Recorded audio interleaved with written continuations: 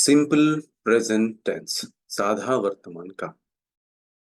The simple present tense is like a backbone of English communication. It is the tense we use to talk about things we do regularly, facts that are always true, and habits we have ingrained in our lives. साधा वर्तमान काळ म्हणजे हे जे साधा वर्तमान काळातील क्रियापदाचे रूप असतं. बी हे क्रियापद साधा वर्तमान काळामध्ये वापरले जाते आणि त्याची 3 रूपं असतात. ती म्हणजे एम, इज आणि आर. मग प्रश्न येतो तो म्हणजे आपण एम, इज आणि आर चा वापर कसा करतो? जसं की I am happy, I am not hungry.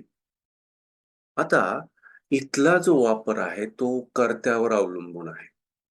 कारण कर्ते आपले कसे first person singular, first person plural जसे की आय आणि we. Second person singular, second person plural जसे की यू. आणि थर्ड पर्सन सिंग्युलर मध्ये कसं सिंग्युलर मध्ये ही, शी आणि इट आणि थर्ड पर्सन प्लुरल मध्ये दे. तर त्याच्यानुसार एम, इज, आर चा वापर होतो. म्हणून पहिल्यांदा येणार तो म्हणजे तो कर्ता, त्याच्यानंतर मग येणार ते एम, इज, आर आणि मग तुमचं ते क्रियापद. मग तसं जर बघायला गेलं तर ती वाक्य कशी होऊ शकतात? She is intelligent, he is cool, it is hot, she is not selfish, he is not worried, it is not easy. म्हणजेच जर तुम्ही या वाक्यांकडे जर लक्ष दिलं तर ही, शी आणि इट नंतर इजचा वापर करतोय आपण.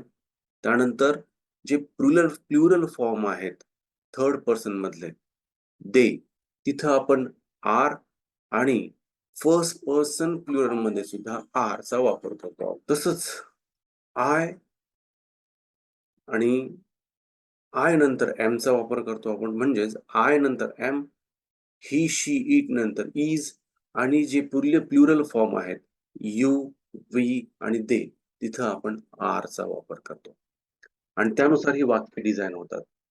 म्हणजेच we are late, they are satisfied, you are slow, we are happy. आणि जर नकारात्मक वाक्य बनवायचं असेल तर मग कर्ता, त्याच्यानंतर मग एम, इज, आर म्हणजेच बी चा वापर आणि मग नॉट आणि क्रियापदचा वापर करायचा असतो.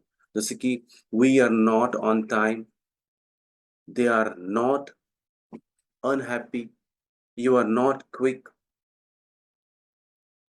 मग इतकं झाल्यानंतर मग बी चा वापर करायचा कशासाठी? हा बी चा उपयोग असतो तरी नेमका काय? मग त्याचं सर्वप्रथम कारण पडतं ते म्हणजे आपण ज्यावेळी स्वतःचा किंवा दुसऱ्यांचा परिचय करून देतो, त्यावेळी बीचा वापर करावा लागतो आणि करायचा असतो. जसं की hi, I am Ruturaj and this is my friend Ishan किंवा hello, I am Sarika and she is my classmate Tanya.